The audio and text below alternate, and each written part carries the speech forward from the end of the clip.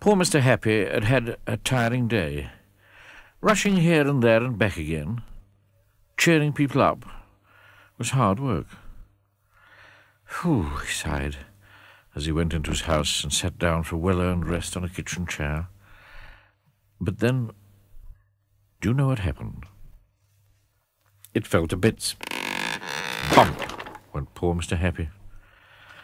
"Oh, that's all I need," he said. "I rather think I've had a visit from Mr. Mischeif." He was right.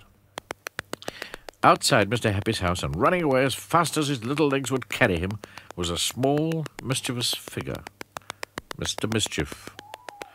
"Oh, mischief, glorious mischief," he cried. "I do love it." And he ran giggling into the night.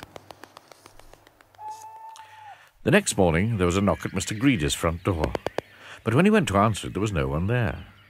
But what was there was a box, and inside the box was a large chocolate cake, filled with cream and with the most delicious-looking pink icing. Mr. Greedy's eyes gleamed. He licked his lips, shut his eyes, and opened his mouth, and took a large bite.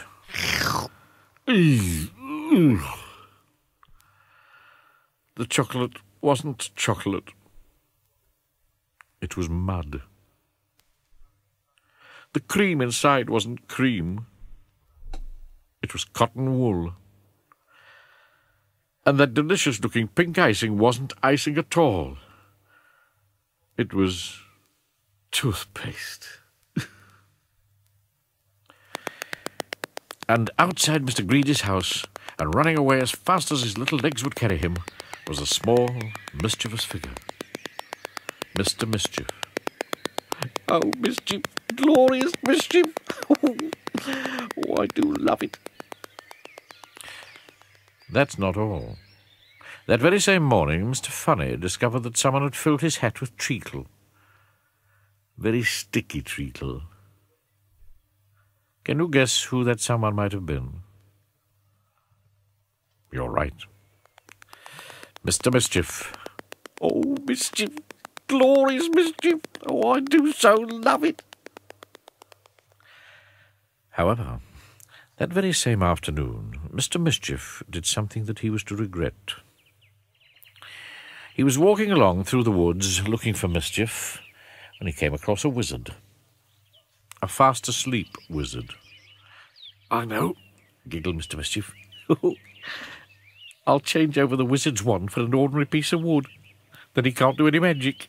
He grinned a mischievous grin and crept quietly toward the slumbering wizard.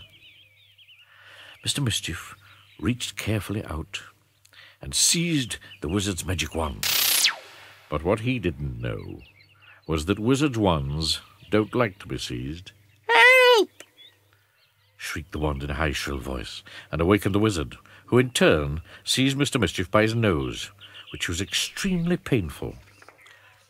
"Let go by Dode," said Mr. Mischeif. "I know who you are," said the wizard.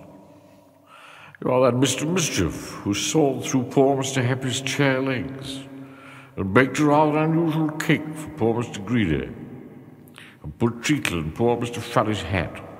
Oh, I've been hearing all about you," he said. "Let go by Dode!" cried Mr. Mischeif again. "Very well," said the wizard, "but don't believe you can get away with being as mischievous as all that." And, as he let go of Mr. Mischief's nose, he got hold of his magic wand and waved it. "Beware," he said, and went off. "Silly old wizard," muttered Mr. Mischeif. "Can't take a joke." And he went home. "Silly old wizard," he said again, as he sat down in his kitchen. Bump. "Silly, silly, silly old wizard," growled Mr. Mischeif, picking himself up. "Him and his silly magic." And he made himself some porridge for tea. Smiled Mr. Mischeif as he put a large spoonful of porridge into his mouth. Yuck! Somehow, as if by magic, which of course it was, the porridge had turned into sawdust. Oh dear, spluttered Mr. Mischief. Perhaps I'd better not get up to quite so much mischief in future after all. And he went upstairs. He jumped into bed and splosh! The bed was full of raspberry jam. Oh dear, sighed Mr. Mischief. I think I definitely must not get up to quite so much mischief in future. And do you know something? The day after, he was as good as gold. And the next day. And the day after that. Lasted a week. And then that old mischievous urge got the better of him. He just couldn't help himself. It was a Saturday night. He crept into Mr. Fuss's house when he was fast asleep. Can you guess what he did? Oh, what a beautiful piece of perfect mischief, he cried, and he ran giggling home. He'd cut off half Mr. Fuss's moustache. Isn't that terrible? Poor Mr. Fussy. He was absolutely horrified when he awoke and found out. But even that terrible piece of mischief is not the end of Mr. Mischief's story. So,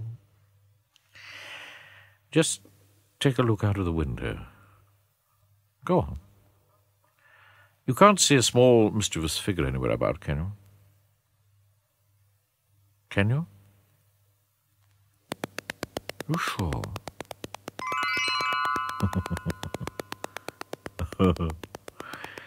Oh, mischief, glorious mischief. I do so love it.